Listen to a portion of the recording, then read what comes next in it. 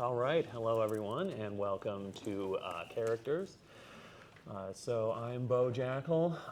I'm a very character-driven writer, so I'll be in my element on this one. My approach tends to be to sketch out the characters first, get to know them, figure out what's important to them, figure out how they would react in a given situation, and then I put them in a situation. That is a big part of the creative process, taking your little guys, put them in situations. Because it is our jobs as creators to chase our characters up trees and throw rocks at them. Yes, if you figure out what they don't like and where they're least comfortable, you just do that, because that's always the most interesting story. I am on FA a lot as Bo Jackal. No, FA is Bucephalus. That's how old FA is. I hadn't picked a coherent name yet. But yeah, I've done some erotica on there. I've written arcs for 2 web comics, Freefall and Carry On. I've worked for not 1, but 2 furry visual novels, both of which went bust and never paid me. So, you know, it's been a journey, but I do still like coming in and talking about this kind of thing. Why don't you tell them about yourself? Hi, I'm JD Donnelly. I am the author and artist behind Painting Dragon Feathers. You can find me down in the dealer hall and in the art show under that title. I'm booth EO3, or rather EO8, sorry. I don't know what EO3 is. Anyway, and I've been a writer and artist since I was a tiny tyke. I studied creative writing studio art at Hollins University, alma mater of Margaret Weiss Brown, so Goodnight Moon and children's literature were a big deal on my campus. And as of 2024, my debut young adult paranormal fantasy novel released, Crypto Zoo. I like to pitch it as Creatures of the X-Files meet the fourth wall wit of Deadpool, as a plucky, blood-sucking chupacabra searches for her missing adoptive Sasquatch father, who has disappeared in New York City at the hands of nefarious cryptid hunters. And as of this past March, the audiobook has been released. And I am working on the sequel, and I'm also working on a middle grade dragon story. And I've also dual wield as an artist as well, so I'm ambidextrous creatively. I also have experience as a fossil crafter for museums and private collectors. So dinosaur artisan is a viable career path. So yeah. Sounds good. All right, this is a big crowd, so I'm going to tentatively assume we have at least a couple people. This is their first one. I do like to establish like what it is that we do here. You know, despite our various accolades, we are not like the arbiters of what good writing is. No. And this is not a like, this is the correct way, here's how you should do it. The intent here is to provide you with tools. You know, if you've got something that gives you the results you want, whether that's getting published and making money, making people happy when you post it online, or just making you happy because you made a thing, if your art is serving that goal, then you're doing well. If there are things that you'd like to do more with it, we're going to try and help you to do that. And one of the tools in your arsenal is characters. It's an important part of the story because it's who the story is about. It's who the audience is going to relate to. The audience is also people, so they'll see the people in your story and say, hey, I'm one of those. People. People. Yes, not all your readers are people. Sometimes your readers are robots or drones or whatever like that, but you can write about those things too. And that is the important aspect, is like readability. I actually learned a fun literary term from a con attendee at GalaxyCon Richmond, xenofiction. Xenofiction? Xenofiction is any fiction written from a non-human perspective. So it could be an animal, a robot, an alien, a sentient cyborg, whatever, a sentient rock, whatever. It's just non-human. So Warrior Cats, Lion King, Watership Down. Yep. So yeah, fun. There is an official literary term for it, xenofiction. And that is the important aspect there, is that you still personify these characters in a way that it's still possible to relate to them. Yep. They still have to have goals, have to want things, don't necessarily have to feel things, all right? There are plenty of characters who are, you know, robots or aliens that don't really have emotions, but they still have like an internal consistency to the way they behave. And that's important in terms of staying in character. Because if a character is just, you know, roll of the dice, doing things completely random, it's really hard for a reader to get invested in that character. It doesn't feel like there are any stakes if they're just kind of doing whatever. You know, you can use being out of character as a tool. If a character has gone through tumultuous event or something that tortured them or stressed them a great deal, they might do something really crazy all of a sudden, because that's what happens to people when they're under a great deal of stress. You can go full on literary and go tragic hero route. Have the fall of, and also vice versa, the redemptive villain. Yeah, and that is what I think I'll lead with, is heroes and villains. Like most things I say, it has a disambiguation page, because hero and villain coincides frequently with protagonist and antagonist, but they are not the same thing. As I say, do we want to start off with some literary definitions? Sure. So, by literary definition, a protagonist is whoever the story is following. So your point of view character, sometimes it's shortened to POV. Your POV character, your protagonist, it's who you're following along. This is your Anakin Skywalker, Luke Skywalker, Rey, Simba, all that. And antagonist is a character or force. It could be, the weather, a flawed society, or even a flaw within the character themselves, impeding the protagonist's goals. By literary definition, morality is not mentioned in either. So, fun fact, if you want to go all the way back to John Milton, who wrote the epic poem Paradise Lost, if you like your angels be shonen, you can thank Milton, because Paradise Lost is just Renaissance fan fiction. And by literary definition, because the poem the three characters it follows are Satan, Adam, and Eve, and the character that is creating all their obstacles for their goals is God. So their morality, I like to emphasize that for protagonist and antagonist, morality is not a factor. Yeah, the important thing is that they are on opposite sides of the agon. Yeah. That's the central conflict. Agon is the Latin root that we get like agony and antagonize from. I've never heard that term before. Fun. Yeah. And so it is just saying we have pro on this side of the agon and anti on this side of the agon. So they are in conflict, but that does not mean either of them are necessarily good or evil, or even that one thinks the other is not good or evil. My favorite example of that is Les Miserables. You have Inspector Javert, who is pursuing Valjean all throughout his life, just decades of chasing this guy down. And eventually they have a fight, and Valjean all this for a loaf of bread? Yeah. Valjean defeats Javert, and Javert says, well, I spent the last 3 decades ruining your life. I guess this is the part where you killed me. And Valjean says, I never viewed you as an enemy. You are an officer of the law attempting to apprehend a fugitive, and I think that is a noble pursuit. So I don't want you dead, and he leaves him. And so that is pretty important, is that good and evil, hero and villain are separate from protagonist and antagonist. I guess we have a question? Yes. You talked about protagonist and antagonists. What about deuteragonists? I am unfamiliar with that term. How would you define that term? Well, I could define that term. Oh, you can define it. The question was about deuteragonists, and really that is just the prefix deutero means two. So it means you have, instead of a main character whose story this is, you have two characters who have roughly equal importance in the story. Oh, okay. I just think of that as multiple protagonists. Yeah, and that's similar to the television show term is an ensemble cast.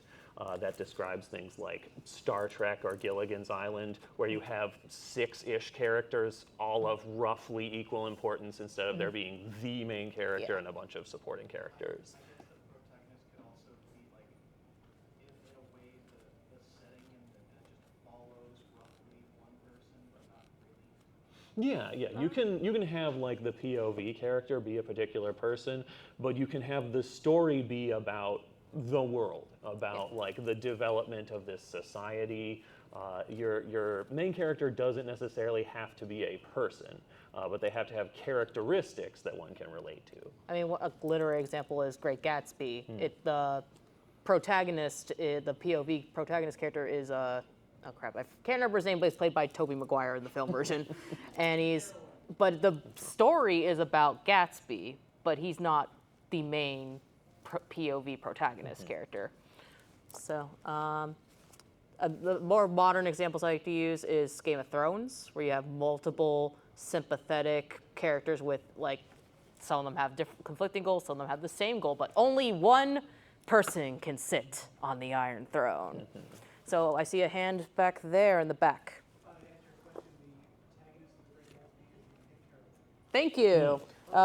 You and the white cat. What do you do when you're stuck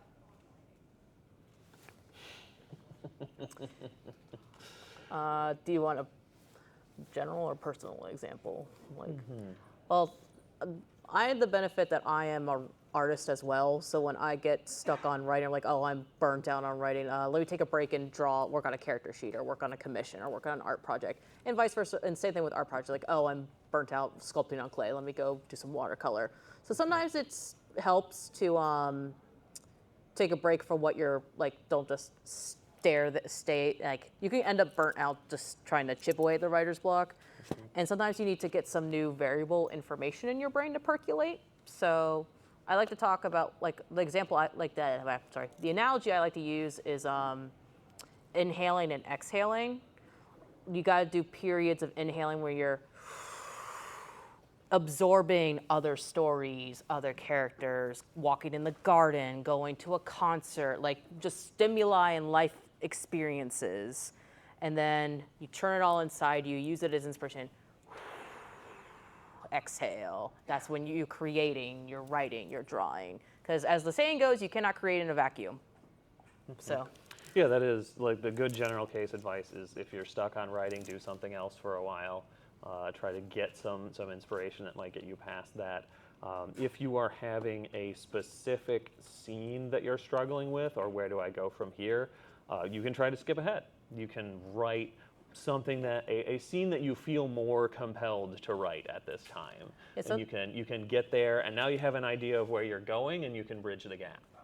Yeah, sometimes it works to, like, I know what point D is, and you reverse engineer how to go back. Like, I actually ended up doing that a lot when I got professional editorial feedback on my novel. Yeah. It's reverse engineering how the main character causes more of the problems. Well, and it is a way to structure the story. The old wisdom is to start as close to the end of the story as possible, you know, because you don't want to give the audience a whole bunch of homework to describe what led up to the interesting part. You start with the interesting part and then backfill it as you go along. So I'll circle back. I was talking about heroes and villains. So heroes and villains are where you get the morality and ethics mentioned. So your hero is going to be someone who's trying to do something morally good, benefits other people, benefits society as a whole, tries to solve a problem. Good can mean a lot of things, but that is his angle. And so that tends to shape the story. It is about, you know, what goes into him taking on this mighty quest, what goes into him becoming like strong enough or cunning enough or brave enough to take on this big challenge that is in front of them. And that is the whole, you know, hero's journey arc that I'm sure you're all familiar with. And those morality goals can line up with the audience or not. Because how many stories do we have, like Invader Zim or Hell of a Boss, where we're rooting for our protagonists to accomplish their crappy deeds? Yeah, a character can still be very like compelling even if they're not doing a good thing. The Thank You for Smoking is my go-to example of that, because you have this really charismatic and confident character who's really good at what he does, and at various points he's just like, yeah, I'm specifically tailoring this advertisement to get cigarettes into the hands of children. But it's still a compelling performance. It's still an enjoyable story to watch. Yeah, and then a villain is a character, that antagonist that is explicitly evil. They are purposely trying to mess up the protagonist's day.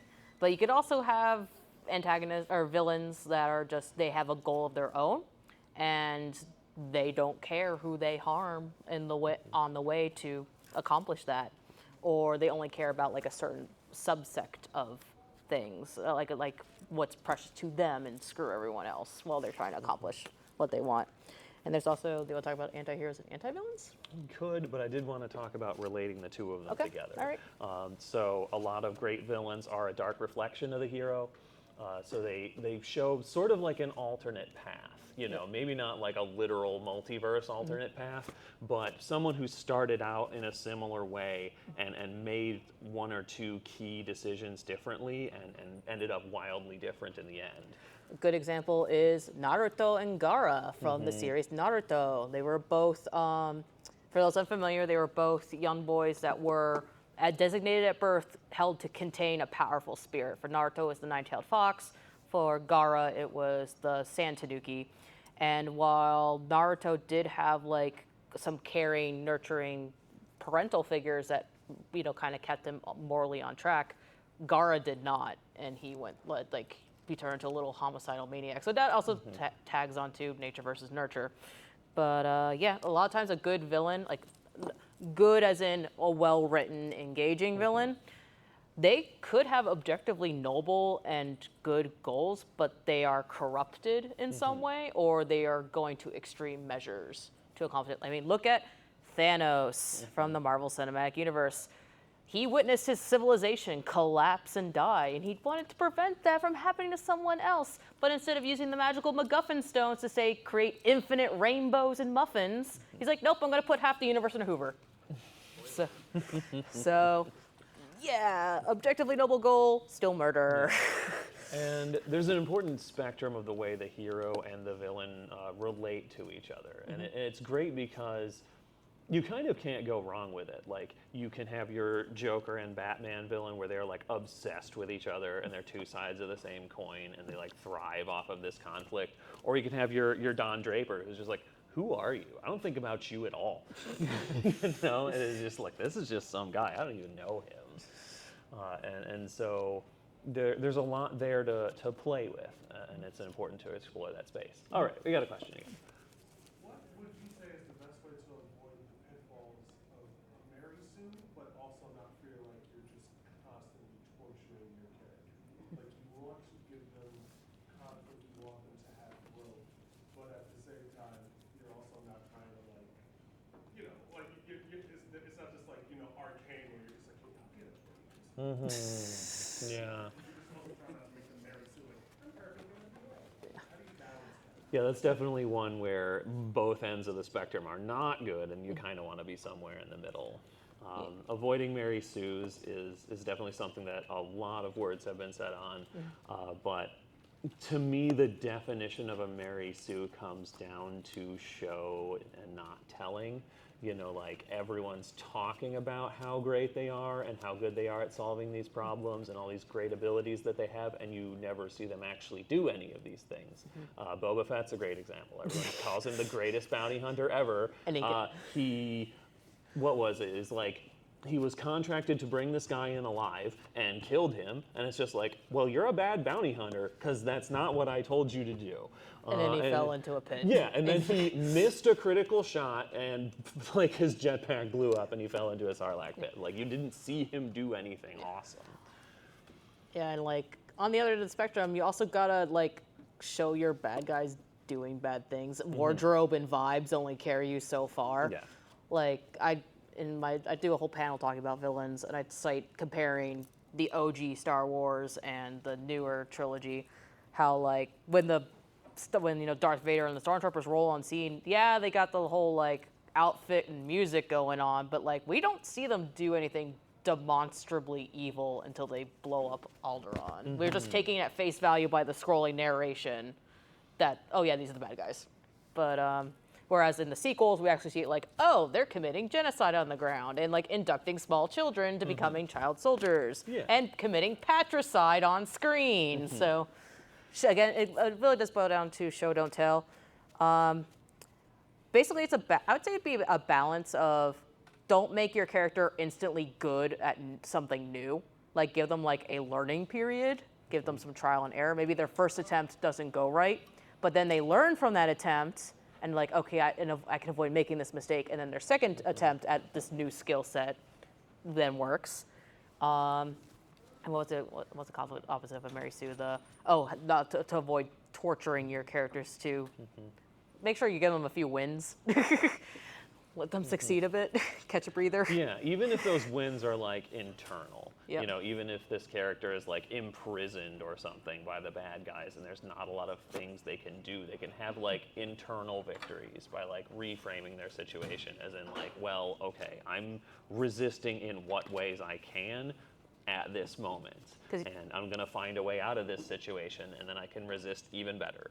Because a lot of times stories, there's equal parts what's going on externally to like, you know, this is the plot, this is the events that are happening, the like, you know, the fights, the action, the romance, and then you have like the internal progression of character too. Like your characters should be in a different spot than where they started at. Is the thing. Like a Mary Sue walks on the page, they're stunning and gorgeous, and they walk off the page, stunning and gorgeous. So no, we should see like our Mary Sue get a little grimy at the, or like vice versa. You could, like a good example is how many are familiar with Brandon Sanderson's Mistborn series. Vin is a good example. She starts off as a little street urchin and she doesn't know she has this innate great power until she gets picked up by a mentor and taught like, oh yeah, you're a Mistborn, you got all these cool powers, let me teach you how to do them. And so we see her gain power throughout the series, but she also had no confidence at the start, and she also had to be learned from friends and mentors saying like, no, you got chops. Like she had to fight her own self-confidence to gain traction. Girl, right there, you with the hand with the glasses and the paw bag in front of you. So, could also mention that it's not necessarily a bad thing to have a Mary Sue. It usually is. That happen. They can be written well. And it's also not a gendered phenomenon. There is also the Gary stew. Marty's too. The conflict of the story wouldn't even have to be external. Externally, they could be perfect a la One Punch Man, but there could still be something like the entire thing, like the antagonist could be an internal problem. Oh, Yep. that's a very good angle to have. Like, okay, we have this character who is the best at punching in the world, and we're going to give him a bunch of problems that punching can't fix. You know, it is a good angle. There's not necessarily anything wrong with having your character be overpowered or like hyper competent at a lot of different things, but there has to be a challenge for them there. One Piece is a great example because so often the challenge is like life feels really empty when no one else is on your level. You know, I can't be this glorious hero and having pitched combat when combat only lasts 12 seconds. Yeah. You with the blue ears.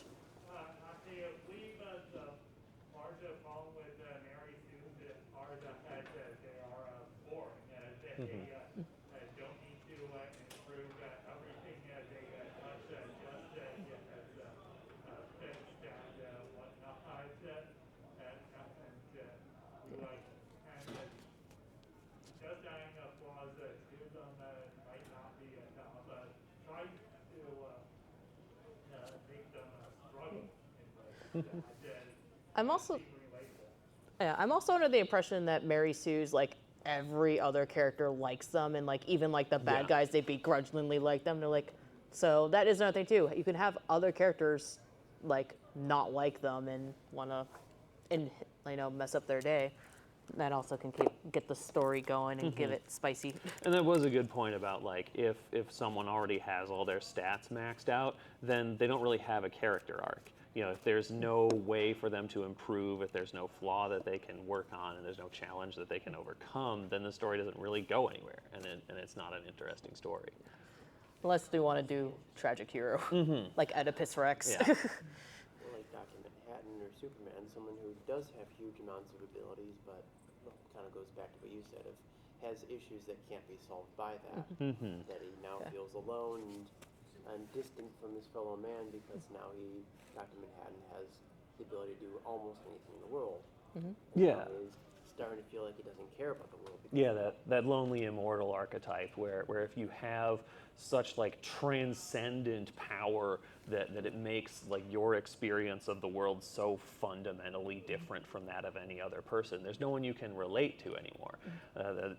You see lots of YouTube videos of like, why is Dr. Manhattan such a dick? It's like, well, that's part of it. Like, he's lost the ability to empathize with regular human people because he's so far above regular human people. Walked on the surface of the sun, seen things so fast and so tiny that they're said to not even exist.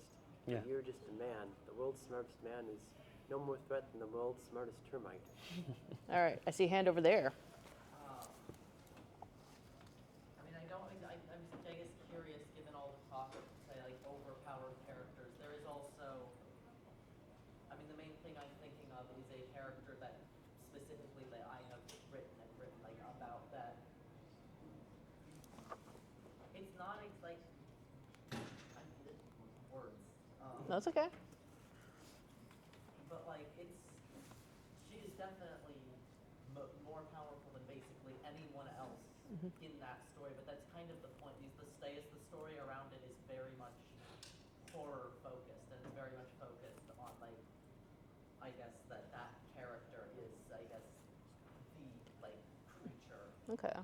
of that. I don't know if that's making sense. Like it's that very powerful character doesn't really have somewhere to grow, but that's kind of the point of it, 'cause it's meant to be this imposing force, this. Yeah, sometimes you could start with an overpowered character and have them backslide. I was recently on a podcast and we analyzed the movie Pacific Rim, the original one. And literally the first like 15 minutes of the movie, they're like, yeah, we made these giant Jaeger robots and we've been punching kaiju in the face, which is like, and it's just like been a winning streak. It's like Yancey and his brother have been just like, they're like jocks. They're like, yeah, we keep winning. And then the turning point in the first 15 minutes, the inciting incident, is they had their first big loss. The Jaeger gets torn apart. Yancey's brother gets killed. And so he goes into disgrace for like 5 years and loses his oomph. And then he gets called back into service. So it's about him refinding himself after having the stumbling block after feeling like a god. So. I mean, actually, that is funny because that's also what ends up happening to that character. I mean, It also, I'd say also in Pacific Rim in particular, it also did a good job of showing the stakes that like, oh, these giant robots are fallible. They are not unstoppable. They can be broken. They can be conquered.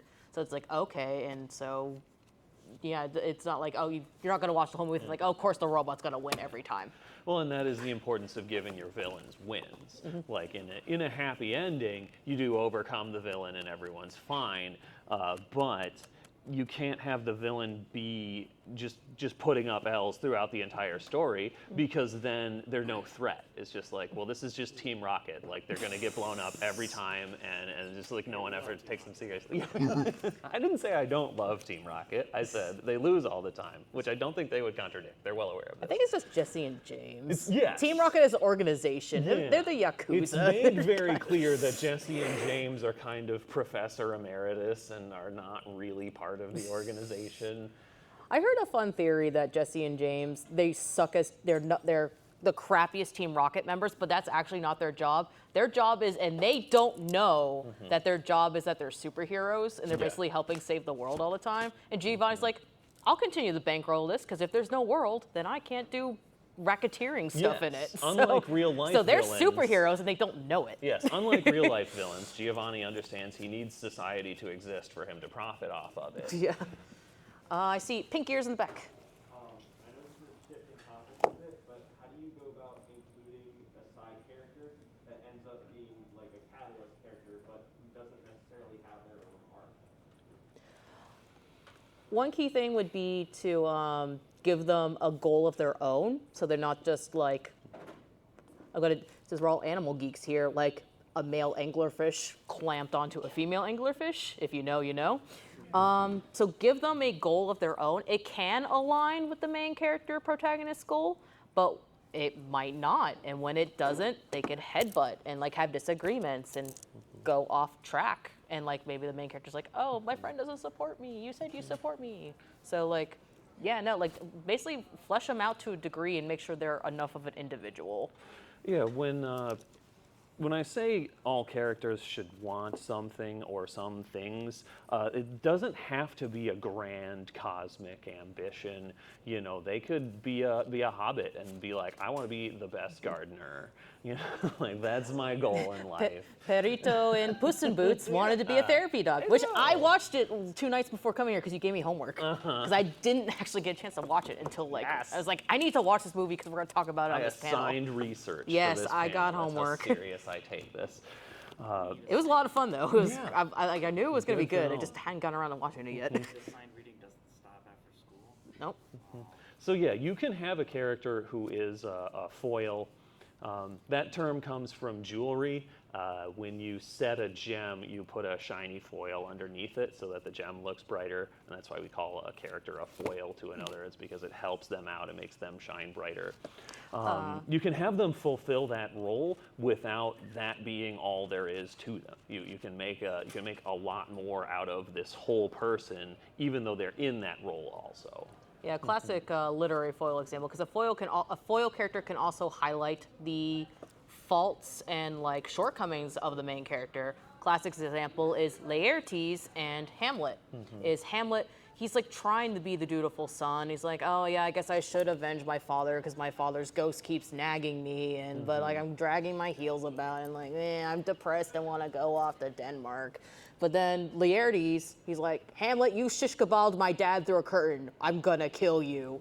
And so he's actually the more like what would line up with the ideal son, so of vengeance and all that. So yeah, foil character doesn't necessarily have to enhance your character. It can showcase how they're falling short. You there with the rainbow dragon pin. So in regards to character arcs and such, off of that, I was wondering about character personality traits because I'm curious, like you come up with a character like out of thin air and just like you're coming up with all these different personalities and such, and you just don't know where to go with. Like, how would you describe this character's like traits? What's their personality? Why are they like this is often the first question to ask, because you know there is the whole nature versus nurture argument, but it is just like, so did they innately inherit a certain personality type, or have they lived a life that led them to be very cynical? There was a moment in American Dragon Jake Long where they have the oracle that only prophesizes good things and the oracle that only prophesizes bad things. And the bad things oracle is like this Powerpuff Girl who's like super bubbly and excited about everything. And then the good things oracle is this goth who's sad all the time. Because if you are just buried in misery and death and sadness all the time, like you have to push back against that and like try to be happy, and then vice versa with the other one. Yeah. Can I get that door closed in the middle? Thank you. You with the hype shirt. With foils, like, are there cases where like two characters are sort of designed to be foils to each other, and like they're both designed to highlight each other's traits? Yeah. We call those rivals. Yeah. That's not necessarily a like hero, villain, or protagonist or antagonist dynamic. You can have two characters that are competitive with each other, even though they're on the same side. You get that a lot in mexploitation, because you'll have a bunch of ace pilots who are all on the same team and want the same thing, but they're all trying to outdo each other. They're all trying to get more aces or more kills, or like however your performance is measured. And then there's also like, you could have someone trying to find a foil on the same level with them. A good example would be Unbreakable, the Mr. Glass. His whole onus was like, I'm trying to find my counterpart. I'm fragile. I break, like, I have paper skin and my bones break every night. Whatever the SpongeBob quote is. But he's like, so he was trying to find the guy that was his counterpart, which is the unbreakable guy. And so he was committing all these mass terrorist events until he found Bruce Willis. Like, oh, you didn't die. You must be my foil. But yeah, you in the over there in the blue in the hat. How much backstory is too much backstory? I- Because he was talking about with the personality. Like, well, we want to make it all something. Okay, you go first, and then I have a whole answer about this. Then you have to do that for so many things, especially like every single personality trait or anything that they do. I would say, again, don't start your story with homework. If there's a bunch of like boring exposition that you have to chew through right at the beginning, you're not going to hook people. They're going to be like, wow, this whole book is going to be boring. So you need to front load the interesting part. And the way that you do that is you proceed with the modern day events, that's the heart of the story. And if a background element becomes relevant to what's actually happening, you outline it then. You bring it up right when your readers are going to be wondering about it. So you pose the question and answer the question, and you just repeat that as needed so that you're interspersing all of this information with the action. The-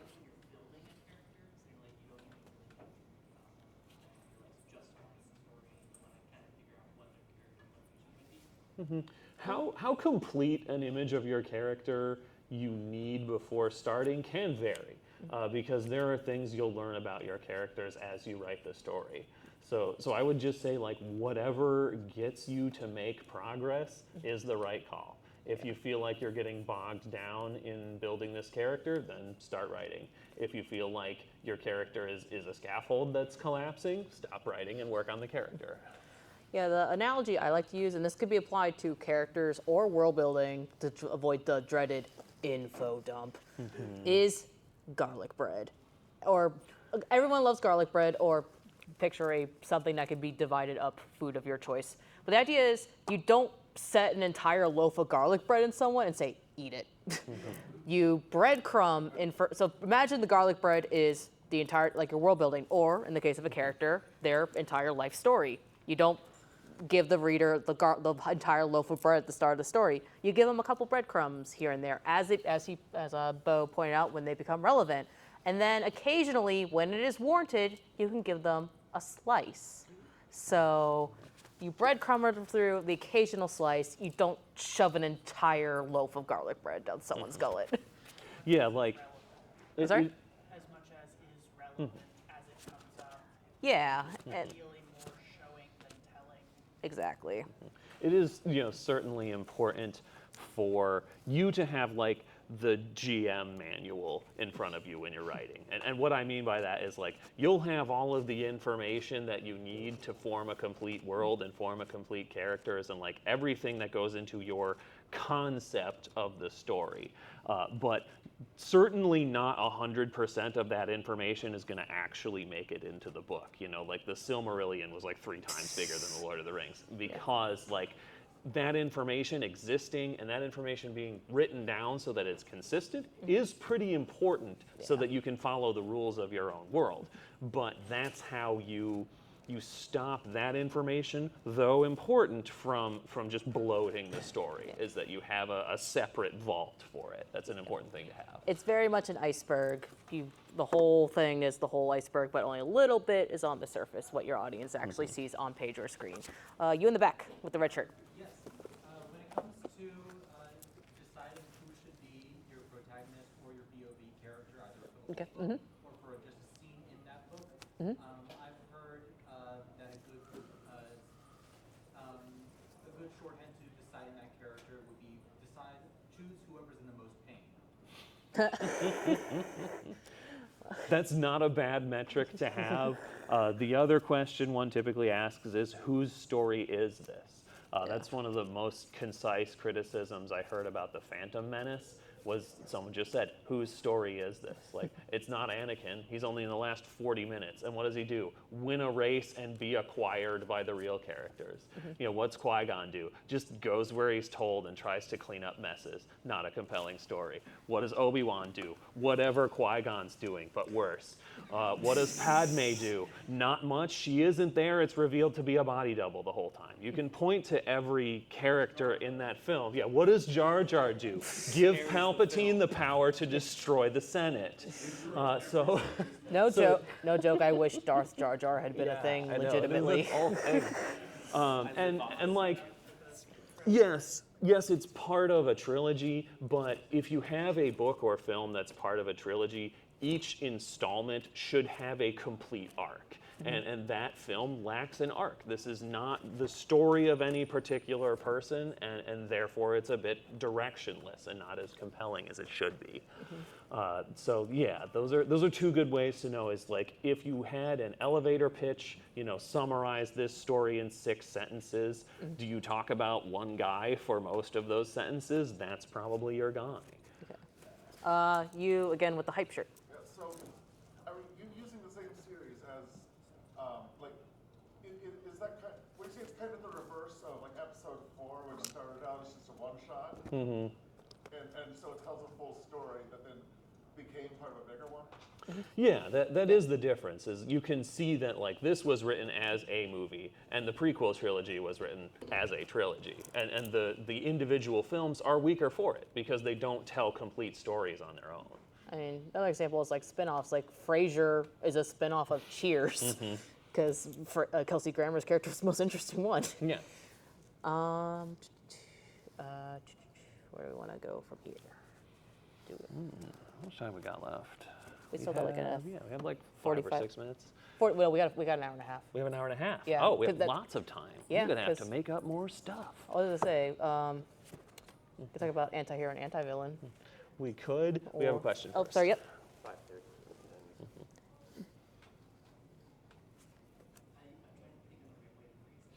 No, take your time. That's what writing is. Yep. Going back to the original, like the whole, like background, like the characters that you create. I know you said that like relevancy is obviously really important, but you also said about how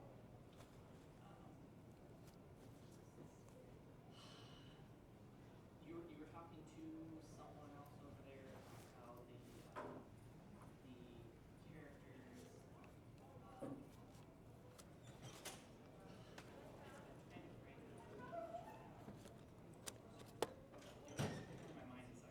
Do you want us to come back to you? Okay. You up front. Yeah, when it comes to everything here broadly has been the front and center character. But when it comes to your supporting cast, how do you draw the line between implausibility and incredulity? Like, there's no way this person would have been here, but they're my horrible little gremlin, and I love them, and I need them to be here. So don't ask too many questions. Where do you feel that line rests for a need for them to have a plausible backstory between the last time you saw them, how they got there, how they've survived on Werewolf Planet number 7? Do you play a lot of tabletop role-playing games? More than anyone's had. Okay, because that sounds like where that comes from, is you just have, the 5-man band of typical adventurers, and then Gary. It's like, I just have my little guy, and he happens to be here for some reason. That is an important consideration to have, because it's very often that a story will succumb to convenience syndrome. Is that like, if you look at the story as a whole, oh wow, just all of these cosmic coincidences happened in exactly the way they needed to for the hero to do what they were doing. A lot of heist movies are like that. It's just like, if that guard hadn't been in the bathroom for this exact 30-second period, the whole operation would have blown up. And that really undermines the agency of your characters if they succeeded through luck, if they succeeded through like coincidences that they didn't even know about breaking in their favor. The typical rule of thumb is if the plan for the heist or mission or quest is outlined in detail, it is not going to go that way. It's going to snafu horribly. And vice versa, if you don't say what the plan, like we have a plan, but they don't show on page or screen what it is until it happens, then it has a. Do the plan twice on screen. Yeah. If you're telling the plan in part, it has to go wrong. Otherwise, why are you doing it twice? But one example too of like coincidence actually like not being coincidence to a degree is Slumdog Millionaire. It's about a young, impoverished Indian man who from a very low caste winning big on Who Wants to Be a Millionaire, Indian version. But you find out as the story progresses, as he goes through all the questions, he knows the answers to all these questions because they're all from lived experiences. Like, there's a very famous book by Patrick Rothfuss called The Name of the Wind. And I do complain a bit that the main character is a bit of a Gary Stu. I do give it a little bit of a pass, though, because a lot of his skill set comes from like lived experience he had as a child and the traumatic inciting incidents that sparked it. But definitely in book 2, he's very much Gary Stewie. I think there's also an extent to which you should trust your instincts. Like if you're sitting here and saying like, I really like this story and I really like this character, they're both great and I want both of them. He doesn't, if your sensibilities as a creator are telling you this character does not really belong in this story, sounds like you should write another story that features your favorite Blorbo in a place where he fits in better or serves the story better. That's definitely a case for the recycle bin. Like if there's a scene that it just speaks to your heart and you desperately need to write this scene, but it's not working in this story, put that in the bin. If you have a character that doesn't fit here, put that in the bin. And then you can make the story that fits that scene or fits that character later, and it will be far better for it. I know an example is Katsura Hoshino, the author of the manga anime series The Gray Man, the main antagonist of that series, the Millennium Earl. She actually wanted to write a series about the Millennium Earl, and she couldn't quite figure it out, so instead she made him the main antagonist of The Gray Man. You in the gray shirt. Another good example of that is Tom Bombadil. Yeah. Definitely acts like he Self-insert. doesn't belong there. Tolkien self-insert. Tolkien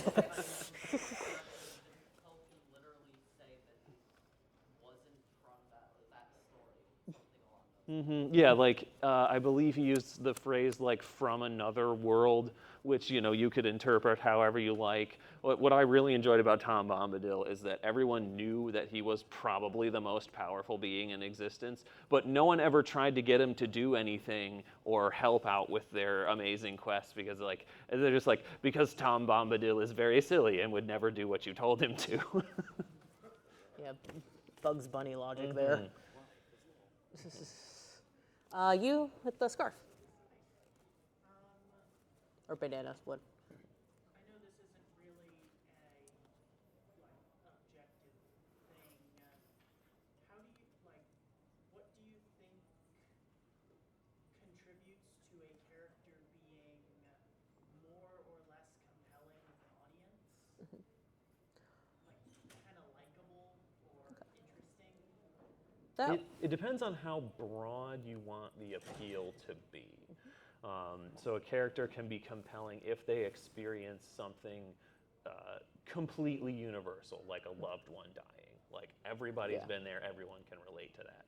Or if you have a character that has a more specific arc, a more specific thing happen to them, like someone trying to create this great masterwork using one of their talents and debuting it to the world. That's a more specific story that would not appeal to as many people, but the people it appeals to, it would hit them really hard. Have you ever heard, who all knows the difference between sympathy and empathy? Sympathy is when you can, it's maybe not like, you have two people, something happens to character A, and the thing did not happen to character B, but character B is like, oh, I'm sorry that happened to you. I could kind of imagine or guess what that felt like. Empathy is when both characters have experienced the same thing, so they know the same feeling, they're coming from the same experience. So there are some, and this also again applies to how writing in human characters but making them still appeal to a theoretically human audience. You have to give them Nominally universal human. wants and needs to make them empathetic. I talk about the Wings of Fire series in my creature design panel because everything is dragons and everything is through the lens of dragons. The architecture is dragonfied. The politics is dragonfied. Everything is dragons. And the characters, they are teenagers. They just happen to be dragons. But they still go through universal issues. Like they deal with racism, the aftermath of war, trying to find lost loved ones, and love triangles, just with dragons. Because everything's better with dragons. So yeah, there are some universal stories and themes. Like if you boil down every story, there's usually some kind of universal theme involved that most, if not all people can relate to, or at least if they cannot empathize with it, they can at least sympathize to a degree. And that is another audience consideration. Like when you have a story, you ask, who is this story about? And then you ask, who is this story for? Being just for you, totally acceptable audience. Yep. Being for people of your demographic, being for people who are into the niche subculture you're into, you know, there's a wide range of totally okay answers for what the audience is, but ask yourself that question and make sure you have a clear answer. Yes. That means now you have a target for who this character needs to appeal to. Yes, Stephen King's book On Writing, which I highly recommend. That's Stephen King On Writing. It's 50% biography, 50% writing advice, and he does specifically say he writes to his wife as his ideal audience. And when I write, I have a beta reader group and writing group, and which are similar demographic and thought processes to me, so I know I kind of write to them. Yeah. And also write the story you want to read. And something to consider too is another good bit of advice I carry in with me is that, or you know, share, is it's 50-50 work when writing a story. You as the author are bringing 50% of like what's presented on the page. The audience, which you cannot control, are the other 50%. They're going to bring their own preconceptions, their own life experiences, their own tastes, their own. So this is why like traditional publishing is very, very subjective when trying to find an agent or a traditional editor. So yeah, no, it unfortunately it is a very subjective business, but like I said, kind of like it's a weird paradox where if you get more specific writing to like specific people or ideas, it ends up being more universal. Yeah. Your story will benefit from that clarity of purpose, whether you successfully hit your target audience or not. You know, I'm a 36-year-old man, which is not the target audience of this franchise, but it still worked because they really got at something that meant a lot to some other demographics. Yeah. You with the red shirt in the back. So since you mentioned Rings of Fire, and since you also mentioned xenofiction, we're all furries. If I write a story with a furry protagonist, or an anthropomorphic character protagonist, no one else here is going to question that. They're going to take that ethically, and it's going to be okay. If I wrote that same thing and presented it to someone who's not part of this subculture, they would look at that character and say, justify this. Why is this character not human? Well, that could go with the overall story structure. I like to compare Sing with Zootopia. Because Zootopia, yes, it's like furry 9/11 post-racism, but it is like they have the carnivore analogy, and the whole world is structured around animal behavior and animal physiology, and like the whole carnivore thing, it is a analog to, like I said, post 9/11 racism. Whereas Sing, they're all just happen to be animals because it's funny. And like you could literally substitute you could substitute human characters into Sing, the plot in the story would not change. You cannot substitute humans into Zootopia, it would mess up the entire onus. So yeah. There is also like the reference for like romantic interest. Could the romantic interest be replaced by a sexy lamp? Or linnets, love interest not essential to story. Well, yeah, those are the two basic answers to like when you inevitably come across someone who says, why couldn't they all just be humans? Answer one is that the fact that they're animals figures into the story in some way. They have expressive ears and tails, and that's a new like channel through which they communicate body language. There might be different dynamics, like do the species break down along political lines, and so these factions being different species with different capabilities is important, like it's relevant to the story in some way. The other answer to that question is, because I said so and I wrote it. You come into my house and I serve you a chocolate cake and you said, why couldn't it be a vanilla cake? Because I didn't want to and I made it. Yep. Yeah, again. Both great answers. Yep.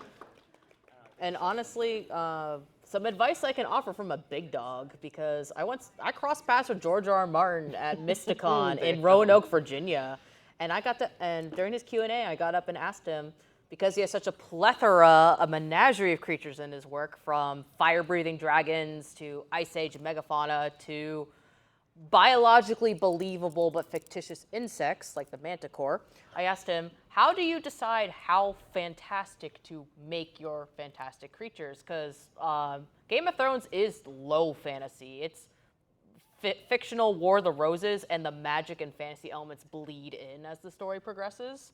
So I asked, like, how do you decide where to draw the lines on how fantastic to make it? And he ultimately said, do what is right for your story. He said he leaned into fire-breathing dragons because audience expectation. It's like a default setting. Whereas Manticore, for most casual readers, is just a word. So it gave him more room to make up a cool, like, biologically believable insect to fit the name. So again, and he also cited corn because they grow corn in Westeros, but that's a New World food that Middle English people didn't know existed. So ultimately, again, that you're the driver of the story. Like that's when I give beta reader feedback to people and like editorial feedback. It's like, I ask the person, what are you trying to accomplish? I can give you suggestions, I can give you advice, but ultimately, it's your story to drive. Typically, when receiving feedback, the rule of thumb I advise people is if you hear it from one person, it's an opinion. If you hear the same thing from multiple people, that's a trend in your writing you maybe should evaluate. So, yeah, he was also asked, like, why does winter last for 20 months? And he said, because that's narratively compelling. Yeah. I made this planet. I can make winter however long I want. Yeah, exactly. So sometimes it's like, I mean, we got midichlorians in Star Wars, but then also like in Harry Potter as an example, you don't go into detail, like there's no midichlorians in Harry Potter. It's just like, oh, you're born with it or you're not. Like, it doesn't go into much more detail than that. So there is something in writing called the willing suspension of disbelief that can be applied to plot, characters, world building, where you don't necessarily have to fill in every single little detail because most audience members will just accept like, okay, this world is the way it is because that's how the story makes sense.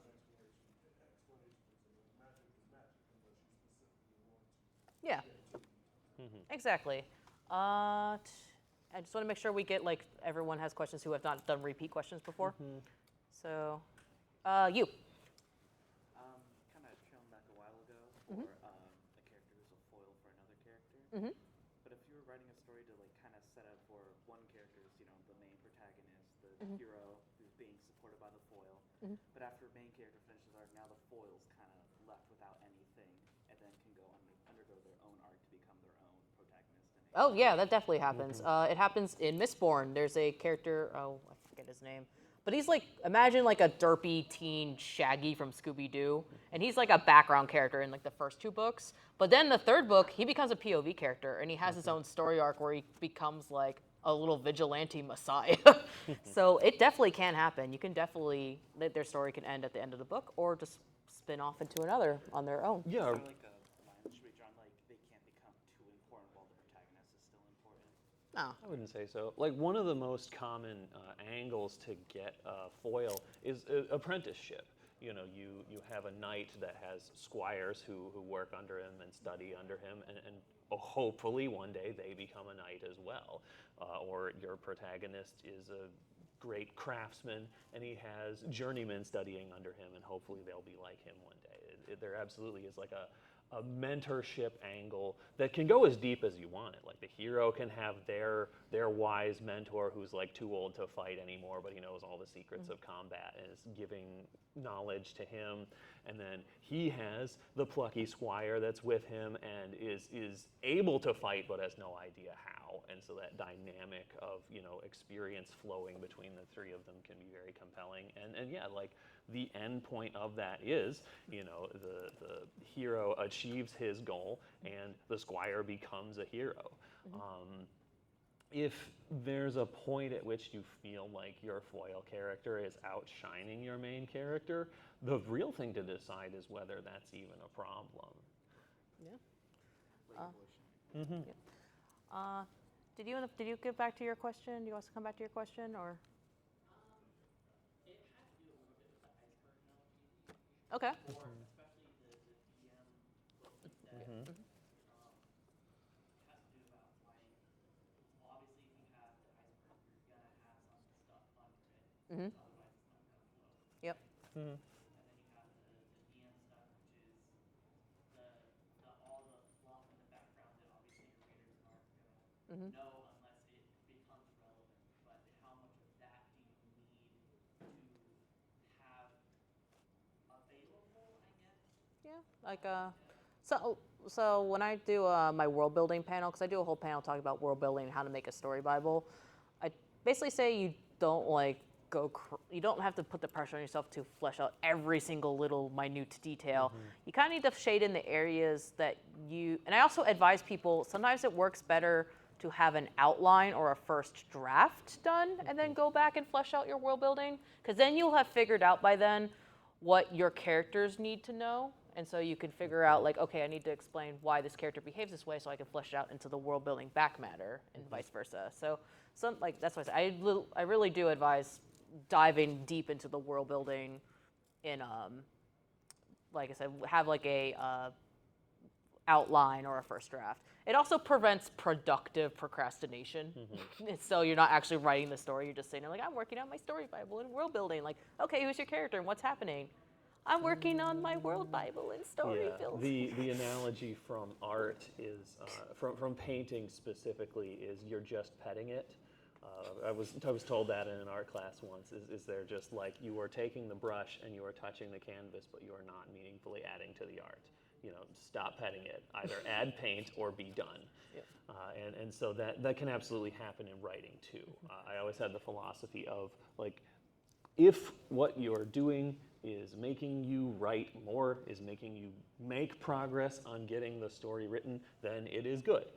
And I think that's a good inflection point for where you're at with filling out your background lore. If getting bogged down in that feels like homework and you're not making progress on your story, that's when you should switch back to writing the actual prose of the story.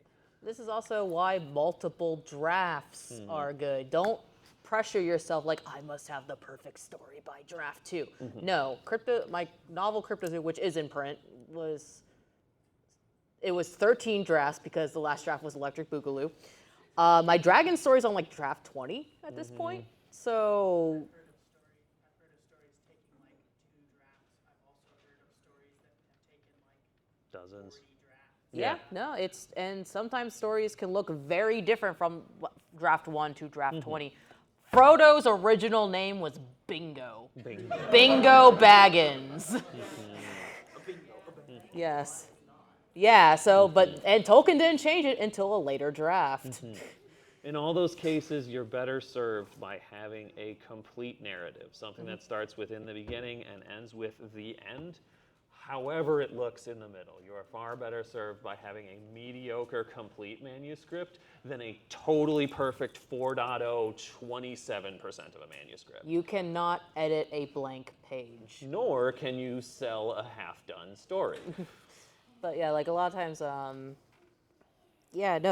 finish not perfect, and then you can go back and edit, because a lot of times the outline and first draft, I call it the word vomit draft. It's just shoveling sand into the sandbox to be able to sculpt and finesse it.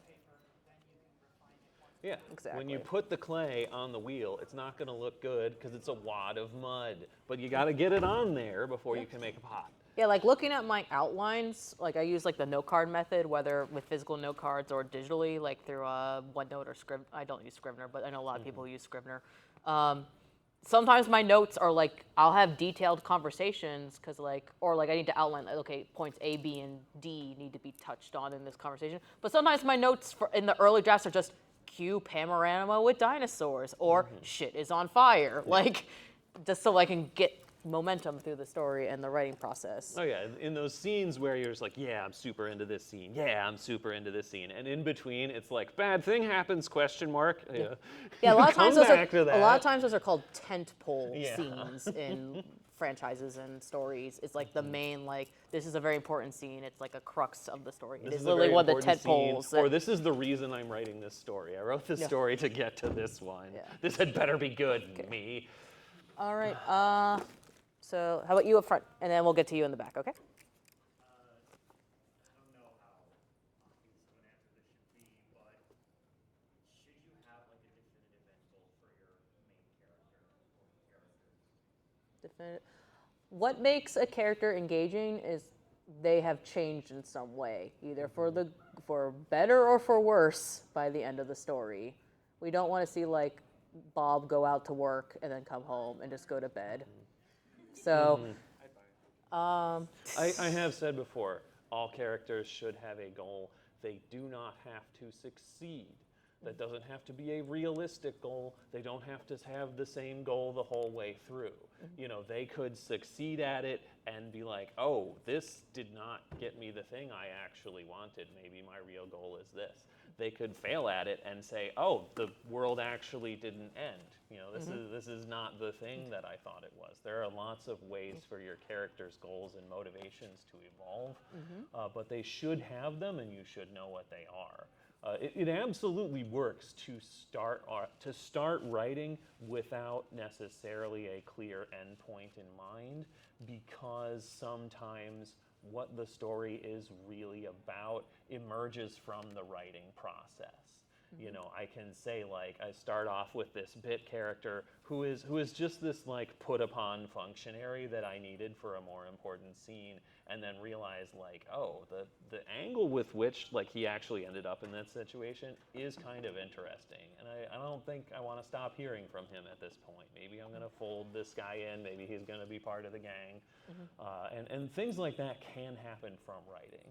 So like, in as much as clarity of purpose is important in knowing like whose story this is and being able to summarize what the story is about, at least in a couple sentences, you can fly blind for a little bit, because that can stir your inspiration and tell you what the story is really about. a lot of times it's called plottering. Some writers classify themselves as plotters and pantsers. They plot everything out, or they write by the seat of their pants. Yeah. I'm personally a plotter with the being open to pantsing, because there's been times where I was writing where like I intended a character to have a fox familiar, and there was just going to be a fox familiar, and then I started writing the scene and the fox started talking, so like, oh, I did not intend this to be a full actual character. I'm like, you know what, yeah, this little sassy bastard's going to stay. Yeah. So I'm definitely a pantser. You know, like I said in the beginning, I will tend to set up the characters and then just run the simulation. So you know, it's like, why did Z happen? It's like, let me introduce you to the other 25 letters. That's how I got here too. Pantsing can get you a very good flow to your story in certain ways, because the events do follow on logically from one another, because you made that part of your creative process. a lot of times too, if you get stuck at a part, like I don't know what should happen next, like in the scene you currently are at, what is the worst thing that could happen, and write it. It doesn't necessarily have to be in the final draft. Like, that's not the definitive answer, but it might help you get unstuck. Yeah. So, you in the pink ears, you didn't ask a question yet. So this is going to be really oddly specific, but how would someone go about writing a character with a personality that's like going against or clashing with their nature or moral compass to a point where it's changing both of those things in the process?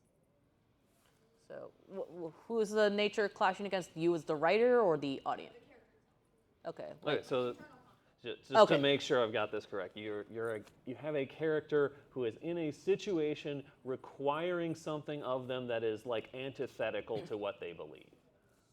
Sort of. Okay. So yeah, that absolutely can be a part of a journey, because a lot of the time ideals don't hold up to the real world. That's why we call them ideals, because they exist on this level, frictionless plane where there are no externalities. You know, people solve the prisoner's dilemma or the trolley problem all the time in real life. You know, because when you ask someone one of those questions in the abstract, the first thing they'll do is ask for a bunch of amplifying details, like how fast is this trolley going? Does another braking mechanism exist? Can I put the switch track halfway through and flip it over so nobody dies? You know, What about the people in the trolley? Yeah, there are all these. Well, you know. So there are always questions that you can ask about the realistic situation that don't exist in the ideal situation. And that is a very common conflict for a character to run into. They're just like, oh, my conception of morality did not prepare me for this situation, and I need to change my concept of morality to account for what the real world is like. Or it can help a character think of a very creative solution to maintain their heart. A famous example, the ending of Avatar: The Last Airbender. Aang is from a pacifist, he is a pacifist and he is from a pacifist culture, but by the end of Avatar, he is basically tasked with, no, you have to kill like even his past lives, he had the spiritual powers of him, and even his past life say, no, you got to kill this guy. He's bad news.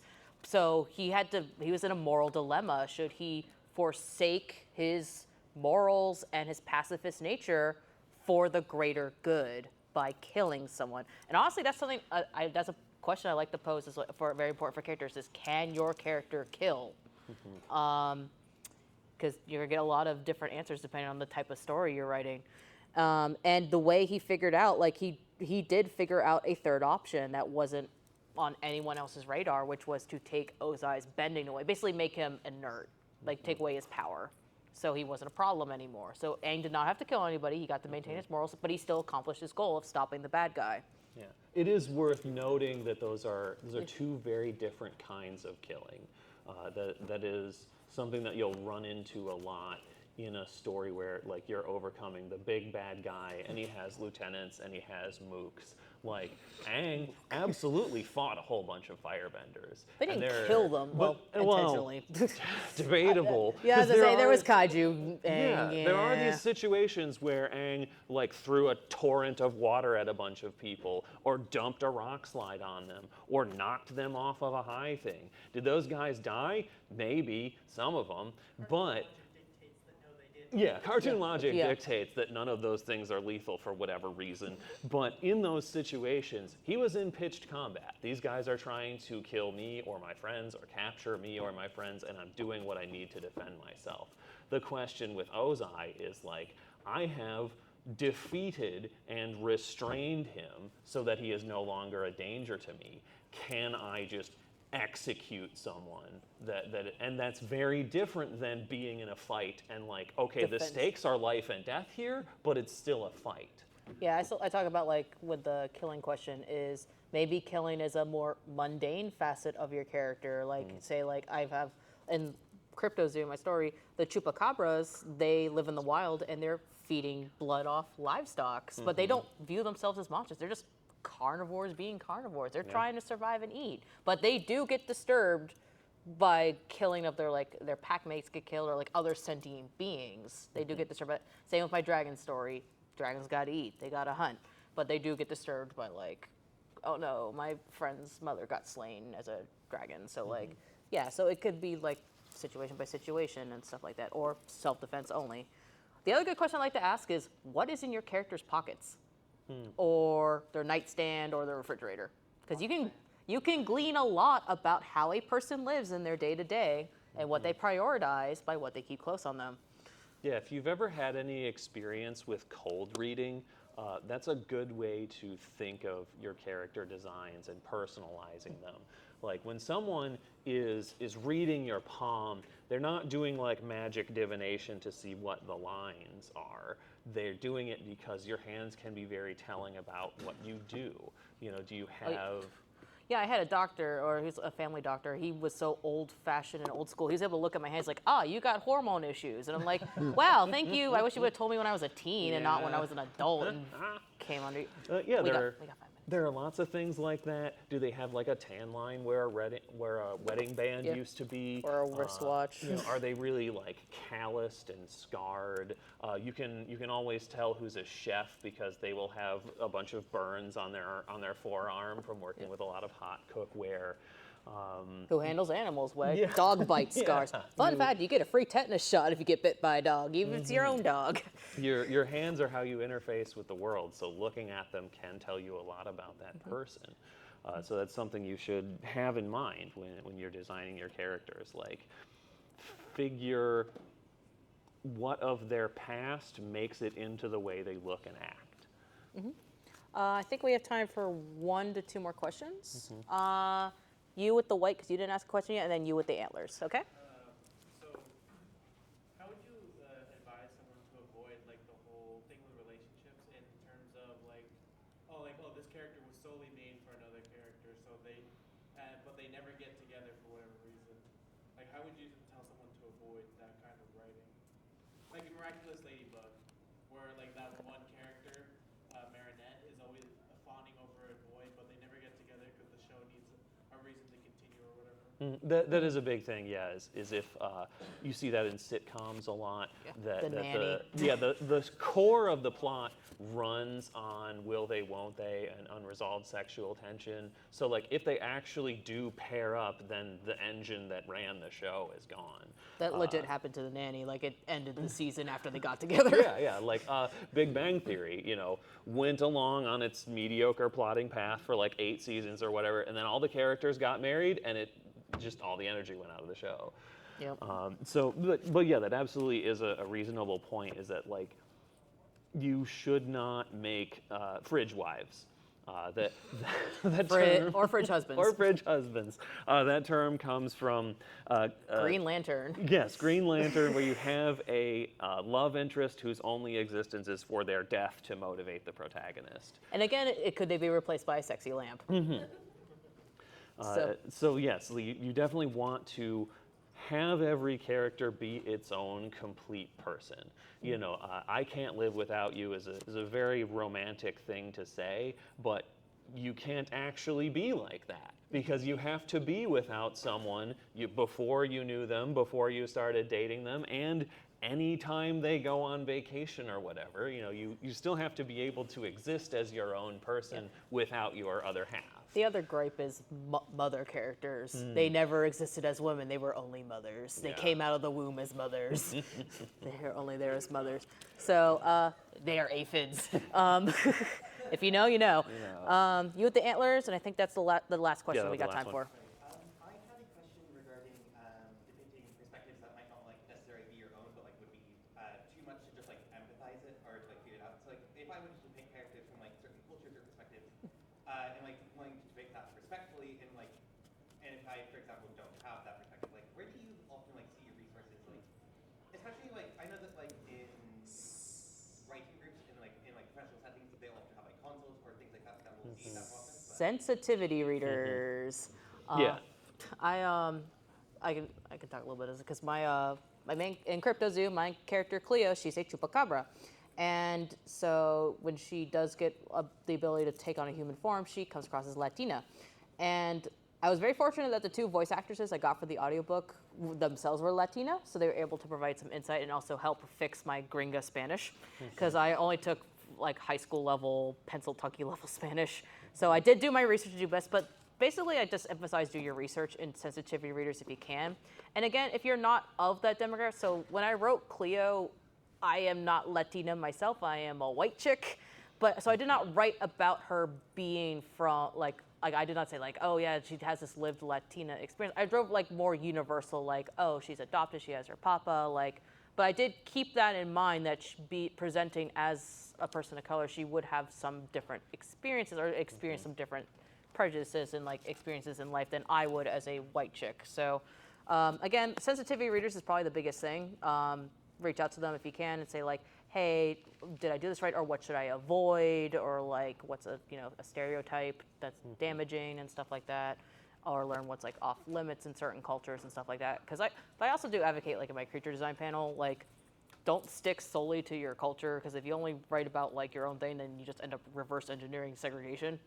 So just do your homework and make sure you're understanding the nuances. And yeah, we're all human. Again, this goes back to universal wants and needs. And yeah, I mean, obviously J.K. Rowling was not a 12-year-old boy. Trying to think, a lot of authors write different Write something that they're not. Yeah, so whether it be by race or gender or age or species. So well, and consider why you made the decision to make that character that race. Because the world has lots of races in it and they should be represented in stories. Totally reasonable reason to do that. Yep. But you should always keep in mind the function in the story of these characteristics. I wrote a story about a wolf character, and she was a nurse. And I had a sensitivity reader for that because I'm not a girl nor a nurse. I got one of each of those to read for that story. And you know, I had to think like, okay, I made this decision because nurse is a very traditionally female role, and that becomes a part of her arc in certifying for it, is that she feels like she's getting pigeonholed into this line of work that she does like, but you know, there are other characters in the story who are just like, well, you're just a girl, so you're gonna do the girl doctor job. And so like that prejudice features significantly into her journey, and that story wouldn't be the same if she were a man. Yeah, and brought back to Stephen King, apparently his wife saved Carrie, the manuscript of Carrie from the trash, and she writes like, oh yeah, you encapsulated high school teen girl drama pretty well. But obviously Stephen King is not a high school teen girl. Yeah. So yeah, no, just like I said, sensitivity readers and do your research and homework. That absolutely is something that happens in media discourse, is people just not having the media literacy to catch authentic experiences that don't match their own. Turning Red was a great example. Is so many people are just like, oh, it's so cringe, like, because this girl is like, you know, I was seen. drawing horny sketches of like the boy band members that she likes, and I was just like, oh, that's so cringe and weird. No one would ever be like that. And every girl who was ever 9 is just like, let me tell you about how like that I was. Oh, Yeah. there are notebooks of self-insert Naruto fanfic floating around my house somewhere. Yeah. and then every girl is just like, yeah, I wrote fan fiction where Legolas was my boyfriend. Yep. No. So, Yeah. yeah, So, and it's I just- said, not every story is going to be for every person. And so to call that inauthentic because I, as a white man, don't relate to that experience is really reductive, and you can't do that. So yeah. Any closing remarks? I will say my stories are mostly available on FA, Bucephalus, and you can find me on Blue Sky at Bojackal if you want to hear more from me. Okay. You can find me this weekend down at booth EO8 in the Dealer's Den. I will be also paneling tomorrow and Sunday. I'm doing world building and fantasy. And you can find Crypto Zoo at anywhere you bookshop online. You can get it from your mom and pop, request your library to get it. And the audiobook is available on iTunes, Amazon, and Audible. And you can come to my booth and you can get author signed copies with extra goodies. Oh yeah, later tonight I'm doing horny fan fiction. That's my other panel. All right. All right, pleasure. Thank you all so much. Enjoy the rest of your con. Good work. Thank you. It was a pleasure.